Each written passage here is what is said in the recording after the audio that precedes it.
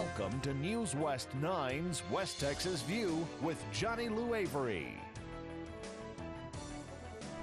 Welcome to the West Texas View. I'm Johnny Lou Avery, and it is such a pleasure today to bring you another one of our old West Texas characters, our good old West Texas characters. This is Tom Hardy, and you're going to hear about his upbringing in West Texas, but also about a book he's written about West Texas, and it's going to be a must-read for everybody because you'll recognize all of the old haunts, and if you're my age or around my age, you're going to recognize all of the kinds of memories that this book entails. The new book, he's written two books, and this newest one is called Slow Moving Dreams. And it's about a really idyllic childhood growing up in Alpine area, and then it's all coming from his memories and his own experiences. So it's a real pleasure to have you with us today, Tom Hardy, and I know that you've got such a myriad of other kinds of experiences in your life, from being a coach, a teacher, a hospital administrator, and now you've been writing for about 20 years. So tell us a little bit about your background. You live in Florida, and how in the world did that come about? You talk about all the things I've done. There are people in my past would say, see, he can't keep a job. He can't hold a job. But I was born and raised in West Texas. I'm a native West Texan. I was born in Fort Stockton and spent most of my early years in Alpine, Texas, and then went back and graduated from Fort Stockton High School. I went to college at Huntsville, Sam Houston State, to do my undergraduate. And then I got out and didn't have any idea what I wanted to do. And since I was a football player in college, I kind of moved into coaching. And I coached and taught for about 10 years. And then I got married, and my wife told me I had to grow up and get a real job. Quit playing like a little boy. Right. She wanted me to get a job where she could be supported in the manner she intended to become accustomed, so I had to leave coaching. But at any rate, I went back to Trinity University in San Antonio, Texas, and got a graduate degree in healthcare administration, and then worked in hospital administration for 20 years in Texas, and mostly in the Dallas-Fort Worth area.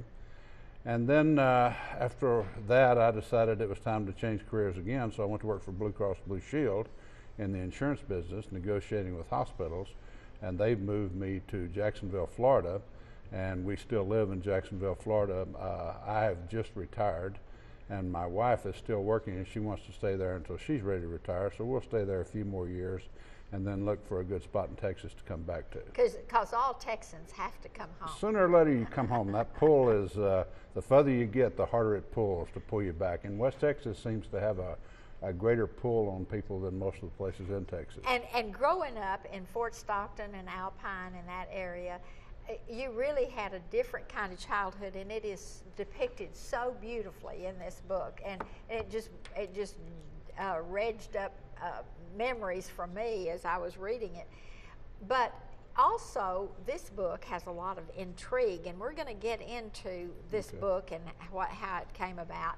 But before we get there, 20 so years ago, you wrote your first book, and it was really about almost an unflattering look at coaching in college, because you had been in college sports at one time. That's true. When I made the move from coaching over to hospital administration, I had been coaching in college, and I wrote a book about college football, and it was called Unsportsmanlike Conduct.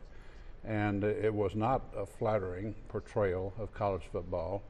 And gosh, when I look at the stuff that's going on today, is the same thing is going on that was going on then. But at that time, I'd just been married, and we had our first child, then we had our second child, then we had our third child. So I spent the next 20 years making a living and raising a family, and I didn't really have time to write for a long period of time. And then when I started to ease down a little bit and get ready to retirement, I started working on this book. This book is a story I always wanted to tell about my childhood in West Texas and Fort Stockton.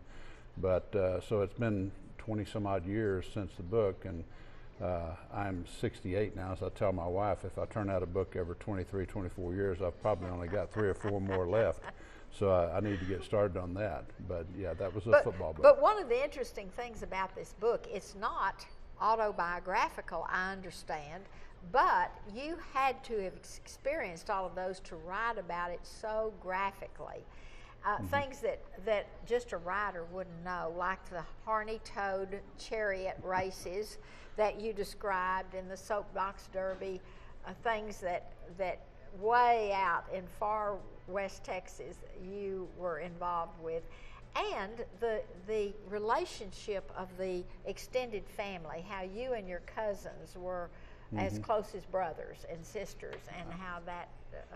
I'm really glad you brought that up. That's one of the things that I wanted to talk about in the book, was the power of family and extended family. There was a time when siblings and family stayed in relatively close proximity, and particularly in West Texas. And you know, so brothers, sisters stayed where they were all around and still continued to associate and get together. And then they all had kids, and we were all cousins, and we lived, you know, right together. We grew up together. We had that family connection with our cousins. I know my kids, for example, didn't have that, because now everybody scatters and the four winds. My wife and I have 10 brothers and sisters between us, and gosh, maybe 30 cousins, and they barely know each other because we're scattered all over the United States. But at that time, when we were in West Texas, we were all part of one family. And you went on vacations together. Well, yeah, we used to go camping up in the Davis Mountains. The whole family would meet in the Davis Mountains, and we would camp.